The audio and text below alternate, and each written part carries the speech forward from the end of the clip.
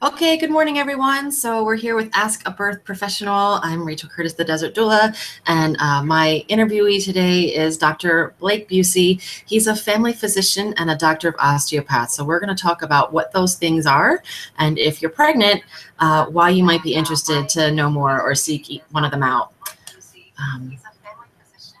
Just a minute. So we're going to talk about what those things are. Okay, so pardon me. I'm gonna jump right in. Blake, go ahead and tell me what is a DO and how is this different from an MD? Yeah, so a doctor of osteopathic medicine and allopathic medicines or MDs, we're more osteopathic. The big difference is that our upbringing is quite different. We have a more holistic approach to medicine than MDs. From the beginning, everything is interconnected. The body has its own way of self-healing. If you get the body's function to work properly, you can heal a person more effectively. That was some of the basic tenets of what osteopathic physicians started out as. And as such, we learn manipulative medicine as well as, all the medicine component, like all the drugs and all that. That's every osteopath today, at least in America, they get that training on the medications as well, on the disease processes, pathophysiology, all that good stuff. But we also get to learn how to manipulate the back, manipulate the extremities, kind of realign any of those what we call somatic dysfunctions, and then do muscle work after that. So if you were to blend, like, I hate saying it, chiropractic, like cracking, that's the first part. Like realignment is part of it, but the real piece is where you bring in the physical therapy component, the rehabilitative component, and kind of fix the underlying problem. That's one of the big differences, is the manipulation and the holistic approach. Okay, so speaking of chiropractic care, so can you do everything a chiropractor can do, or is this really separate, or there's just a little bit of overlap? So it's separate in a lot of ways. So I mean, everybody goes to a chiropractor, or not everybody. Sorry, try again. A lot of people that go to chiropractors like to get their back cracked, and it feels great. But going twice a week for the rest of your life doesn't mean that you're healed. From our point of view, if I can manipulate your back once or twice, and then work on the things that were underlying, and then your body is able to self heal, that's the real difference. So again, we do more of the soft tissue. We do ligamentous balancing. We do what's called muscle energy. So if you ever watch a football player stretching out their legs on the field, where one guy pushes against the shoulder and then they drive in to stretch out the hamstring, that's basically muscle energy in a very crude way. And then there's a couple of other things we do that allow us to optimize the body so that it can heal itself. Okay, so you're sort of like an MD plus manipulations? Yeah, I would like to think that way better than saying MD plus chiropractics, because it's more manipulations. Okay, okay. So how long have DOs been around, and do you know how many there are compared with MDs? So there's a lot less of us than MDs. We've been around probably 100 years. So if I were to quote a number, I'd have to Google it to make sure it's accurate, because I was never good at history. AT Still is the guy that kind of brought it up. They lots of folklore and whatnot around how that came about, but they developed the first osteopathic school, and from there we've just grown. The military actually was the first ones to adopt osteopathic physicians as physicians, and that's really where things started accelerating. So now we have two branches of a physician, and we're considered to be equivalent. Okay. And so do you have to study longer than an MD? Is your training more extensive in time? So it's the same amount of time. It's just we get to do more hours in the day. So when we learned gross anatomy, so say we were working on the arm or something like that, we were working on the brachial plexus and everything like that. You'd have the whole week where you're slammed learning the brachial plexus and all the muscles and all the nerves and innervations, what things collapse down on the muscle, on the nerve, on the blood vessels, impingement syndromes, all that. And then you go to the lab, and we'd all strip down into the bare essentials, essentially, and work on each other's arms with learning which techniques can loosen up those joints, which techniques would strengthen those joints, work on like the cracking, work on the muscle work, all that good stuff. And, that's an extra like 140 hours worth of work all the time. So we have a lot more hours dedicated to osteopathic medicine as well. And then for me, I specifically went and did one of my rotations during my third year was with an osteopathic physician, and he taught me a lot of things that I had not been exposed to in medical school up until that point. And the more exposure you have, you find out that there's a lot more than the 2 years worth of manipulation than from what I got. There's an entire fellowship. There's years of practice and years of learning that if you were so inclined as an osteopath, you can follow that route. Okay. So if I were pregnant, why would that matter to me? Why might this be preferable? What advantage would I have seeing a DO versus an MD? So again, one of the big things that people always comment with me is the holistic approach. So it's not just, okay, here's your fundal height, here's this, okay, here's the dop tones, okay, I'll see you in a couple of weeks, make sure you read this handout. Like that's great, that's fine. I mean, most of the time that's all you need. Most pregnancies go great. But like some of my patients, I'll sit down and actually have a long conversation. Like, what are you eating? How are you exercising? Did you know that you can do these type of exercises during pregnancy? Hey, did you know that your baby's breech, the spinning babies workshop, the extra training that we got, those type of things, I was already doing some of them before I went to the workshop because those were things I was taught in my osteopathic training. So it's like, okay, just expanding. And then I kind of partner with the patient to find out what their goals are. Like, do you want an unmedicated birth? Do you want a medicated birth? Here's the pros and cons. I really go through that a lot more, which I can't compare myself to an MD because I've never been pregnant. I've never sat in an MD's office while they're giving me that talk. So maybe they're the exact same, but I know that the feedback I've gotten from people that have had both experiences has always been pretty positive. In fact, I forgot to ask the person to join us today, but yeah, it's been relatively positive. So next time around. Yeah, next time around. Huh. Well, that almost sounds like you're more like a midwife. So funny thing, my wife's a midwife. And yes, a lot of the things that we talked about, she had already gotten a lot of her training while I was going through residency. So we talked about the births that I was working on. I was spending a lot of time discussing, whoops, sorry, kicking my table. Discussing like how would you guys go about this? How would we do it differently? And then we had a couple of conversations, especially about the complicated people that they just, for some reason, they were not getting what I was trying to get across. And it's like, well, how do you tell them? And that goes back to communication skills. So her communication skills are better than mine as a midwife. So I'm always learning to improve. So what kind of complications do you mean? Like, what kind of things don't get through?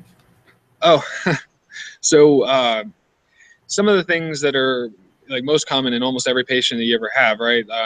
Diet and exercise is one of the biggest things that I kind of harp on because it's the foundation of how, we live, we grow, we heal. And some people, they think they're eating for two, and really it's only 400 calories more. And if you're already in a, that higher tier of extra storage, you can potentially just eat what you were eating and you can actually maintain weight, and that's probably the healthiest way. So trying to get that across without sounding like, hey, you're fat is it's hard to do. So, right. Okay. And then they're not. They're just, they are what they are. Right. Well, yeah, sometimes you need a little bit more and sometimes you don't. Right. Okay, so let's say a woman is interested in seeing a DO for her prenatal care and for her delivery. So we were just discussing before we went live that, I've heard of some DOs that really aren't very holistic in their care, that really practice more like MDs. And so how would a woman know, okay, you've got, DO written on your shingle over your door, but what kind of questions can she ask? And what should she look for to make sure that this is a DO that really practices holistically? Right. So like we were discussing, so some people that get into osteopathic medical school is because they couldn't get into an allopathic, an MD school. So they come in and they end up practicing just like an MD would rather than having that holistic approach. things that sometimes will help is if you go, there's a website called findado.com. That's a good place to start to find an osteopathic physician. Things you can ask them are, hey, did you keep up with your manipulative skills? What are your beliefs as far as, health and wellness, and how would you promote health and wellness, and the fact, like, say I have high blood pressure, how would you promote health and wellness with me? And if they immediately jump to a pill, then that's probably, it depends on your level of hypertension, but sometimes like when I'm talking to somebody, I'm always about, well, we need to get your blood pressure under control now, but these are the things we can start doing now to kind of combat the high blood pressure, because I've noticed these things in your chart. So let's start a regimen. I'll write it out for you. These are the things you need to do to start making that change. So avoid sugar like the plague. Start exercising every day, and it's not hard exercise. Walk a mile every single day. That's not hard to do. That's something that's doable. Or if you have like no leg, swim or do some type of exercise. There's a little hand bike, find a way to get a little bit of cardiovascular fitness every single day. Do it for like 10, 15 minutes even, and you'll see benefit. And then we'll move on from there. So those are the things. Like we start small, make the small changes so that you can get the benefit. And I've gotten a couple of people off the blood pressure medications. Actually, this last week was really good. We got a lot of people off of medications, so it was great. Okay. So if I could do that for everybody. Yeah, that seems like a clear, maybe how would you handle this complication and see where they start? Do they dive right in with, a pill or a drug, or do they give you a few things to try on your own? Okay. Right, exactly. Okay, cool. Okay, so you are also a family physician. I had no idea before I met you that family physicians can deliver babies. I thought it was either a midwife or an OB. So can you talk a little bit about how family practice is different from an OB/GYN, both from your point of view and then perhaps from a patient's point of view?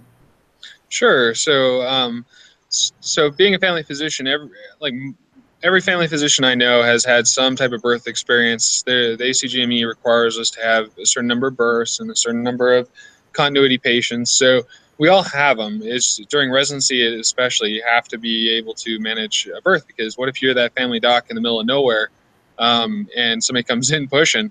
Like, you better know how to handle the birth and the complications. So that's really where we are. The difference is we don't get primary training on C-sections. We don't have as much training on the operative delivery. So forceps, I have some experience, but not nearly as much as my OB counterparts. I've done a fair amount of vacuum assisted, and I'm very comfortable with those. But at the same time, like, that's like last step before I'm like, hey, get your butt in here. So oftentimes we're working in conjunction with an OB if we're at a big hospital, but we do, especially people in the rural areas, they do have their own places to birth patients. So the real big difference between family physicians and obstetricians is that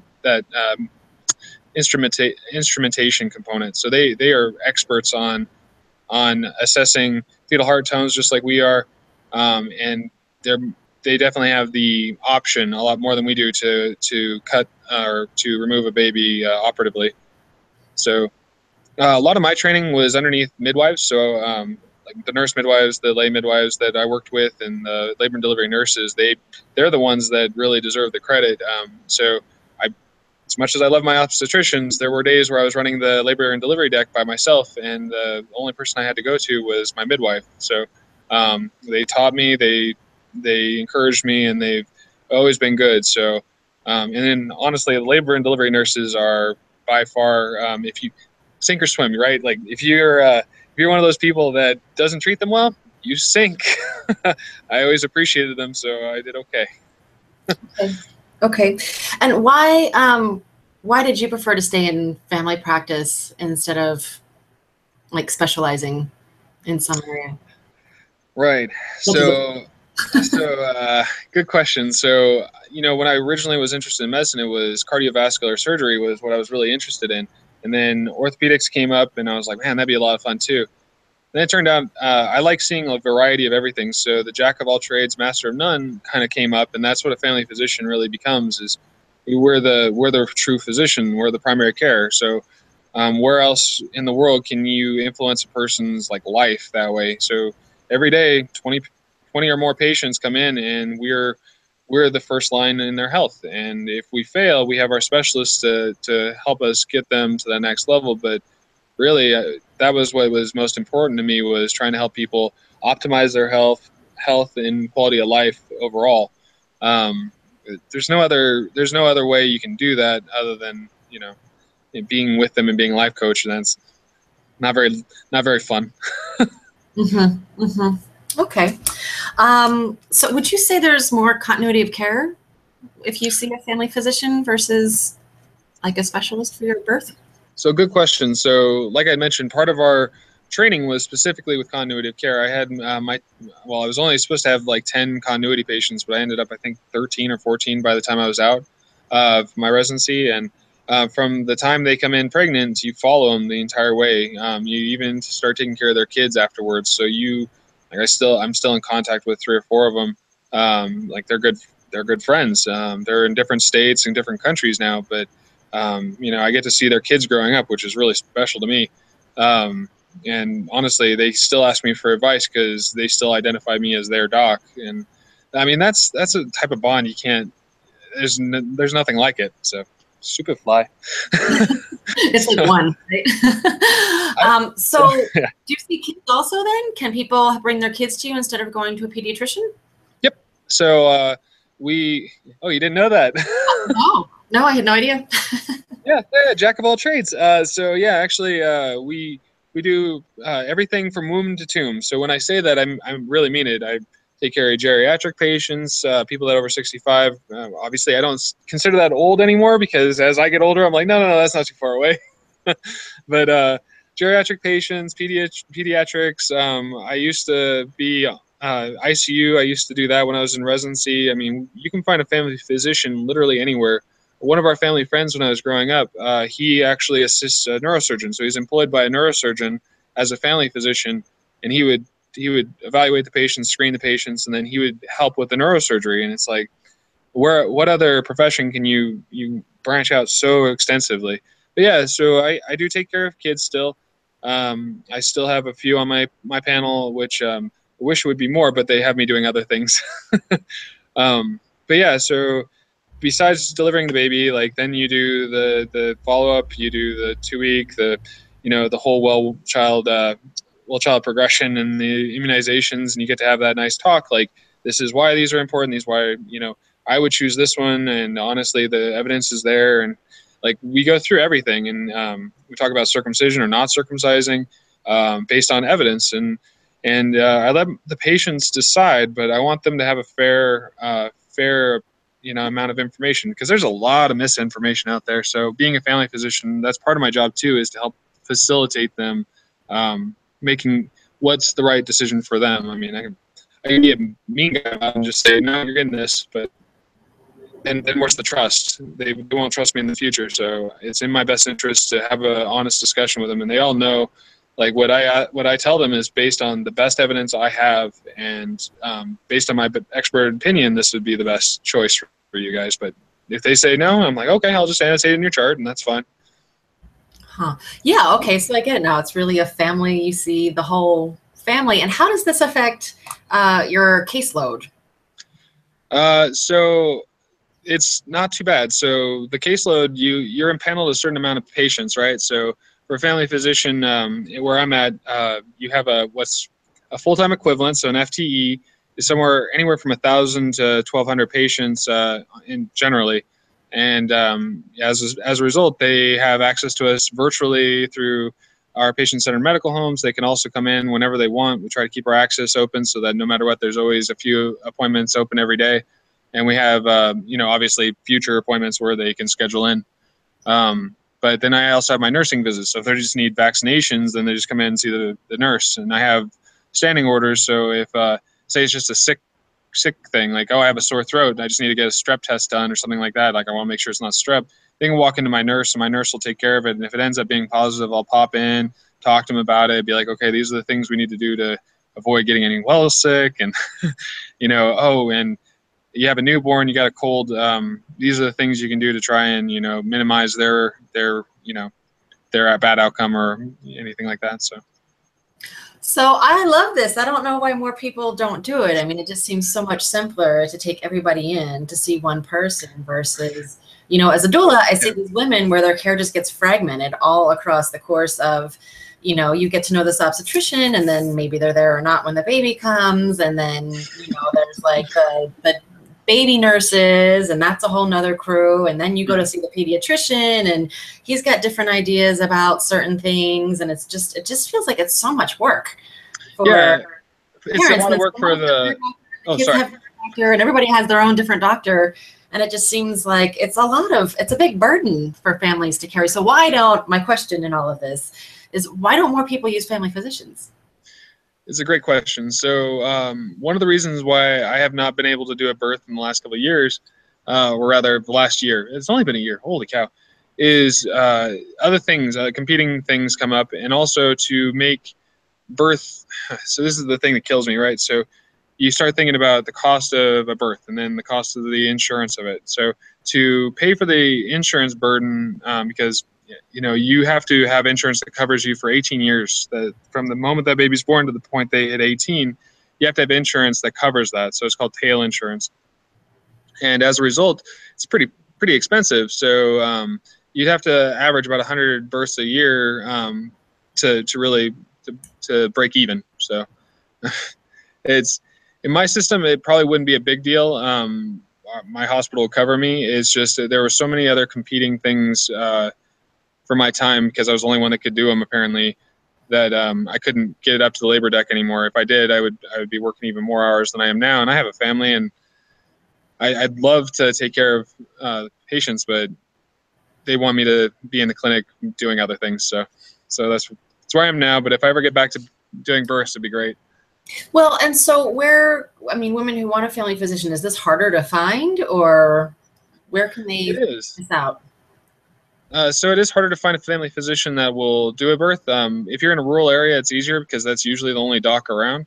But there are family physicians that are like fellowship trained obstetricians as well. So they have specialized towards doing births, but they still have that family medicine approach. So they'll still do the postpartums. They'll still do the care for the newborn and everything like that. So that's great too. So. But there's not as many of them, even less osteopathic versions of them. Okay. So I guess, the last thing I wanted to ask about is craneo-sacral therapy. So is that something that you as a DO practice, or would someone need to see like a specialist about that? So so part of my medical school was we had an entire week of just cranio-sacral. So they sparsed out then that entire week where all we did was learn every ounce of the brain, every ounce of the skull, every bone, and all the different articulation points, the different ligaments that connect them all, the movements of the bones. And yes, they do move, despite some people's like, oh no, they're fused. They're not. Especially in newborns, they are definitely not fused. And after that, we started working on each other and finding that feel, because it's really a really fine touch that you develop over that time. And then if you continue to develop it, it gets easier and easier to note the differences. So it's something I still do. In fact, one of the things I've been doing recently is I've been getting consults from the pediatricians in my area that are asking for cranio-sacral therapy, because the word's out that I'm the only osteopathic doctor in the area, and I still do this practice. So I'm starting to get multiple consults from the pediatricians, but then other families are randomly sending around the word, so they just kind of show up. Okay, so what conditions, because I hear it, I don't know that much about it, and I hear it a lot in relation to newborns. So what are the most common things that cranio-sacral therapy would be like the best way to address, or a very good start? Right. So one of the key things you got to realize with a newborn's head is that it molds, right? So first step is you got to know that the plates overlap, especially when it's coming through the birth canal. And the idea is that they'll go back to the normal orientation, they'll level out and everything, but sometimes they get stuck. Or for the occipital condyles, the pieces that are back here where the vagus nerve, Oh, now I'm hypoglossal nerve come out. There we go. Those sometimes get pinched because as that compression's happening, if one of the bones gets pushed to the side and it pinches on a nerve, you'll notice things like poor latch or tongue only protrudes to one side, which, if you're just looking at it strictly as a, oh my gosh, this kid's got some type of brain bleed or something like that. But if you just move the bone and they now can latch and they now can protrude their tongue, it's not a brain bleed. It's the fact that the bone was on the nerve. So constipation's usually constipation, fussiness, GERD, poor latch, weird tongue protrusions, only arching to one side. Those are times where people are like, hey, can you take a look at this kid? I've done everything else. I can't find anything wrong with him. And it's like, sure. So I'll go in, I'll align their sacrum, which aligning sounds terrible in newborn. I'm not cracking them like, oh my gosh, that'd be terrible. But it's just gentle pressure on their sacrum to balance the ligaments. And you're just kind of doing a rotation or pressure one way or another just to get to rock right. And then you wait for it to start moving the normal way. And then you're like, okay, that one's good. And people are like, what'd you do? I'm like, just gave it a little pressure in the right direction. And can it fall out? Sure. But once you get it going, it usually stays. I don't know why, but it does stay. And then you go up to the head and you start feeling around up there, looking at the different sutures and everything, and really just kind of put it back, or if it's stuck on one side. So I had a kid like this where the bones were like this, and I just put a little pressure and it came here, and it's fine. And then the condyles are the most common place for the kids because they're so mobile. So once you get that fixed, they kind of level out and they start nursing like immediately. It's great. Okay. Okay. So that's really important with breastfeeding often. Yeah. So what's the number one thing you can do for your kid if you want them to be smarter? Breastfeed. If you want them to not have diabetes in the future, breastfeed. Like it's the normal is like that's what they're for. And it's sad when people can't. It really is. Huh. Okay. So is craneo-sacral therapy, is that just like a family of manipulations? Is that sort of the same thing as manipulating, or are these two different things? So it's its own form of manipulation. So it's the alignment of the different condyles, the different sutures in the head, all those things. We're just trying to align things and let it go back to normal. If you had just manipulation, like if we were going to crack, say, your back, it'd be a little bit more forceful, or it might just be muscle energy stuff. Things that muscle energy can't do with a kid. They can't work with you to push against you, holding a pressure and then relaxing. No, they're just flopping around. So you can't do those ones. You can try and assist them getting back to a normal kind of structure, but for an adult, it's a lot easier. They'll actually help you out. Okay. And so who else can do that? Like what other kind of doctor or specialist would do? Can any doctor do it?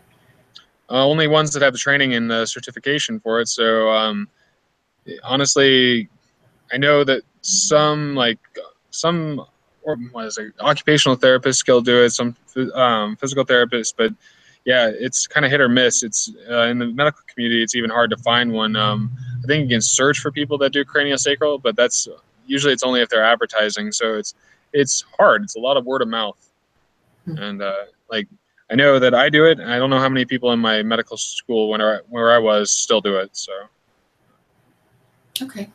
Okay, well, I think that's all I've got. Blake, thank you so much. I learned a ton, and always good to see you. it's always great to see you too. I hope you have a great day. And yeah, if you guys have any cool questions, just I can respond to. Okay, awesome. Yeah, so I will go ahead and post this on my my Desert Doula Facebook page, and then if anybody wants to jump in and ask questions, we can carry on a discussion there as well. Okay, thanks so much, everybody. See you next month. Bye-bye.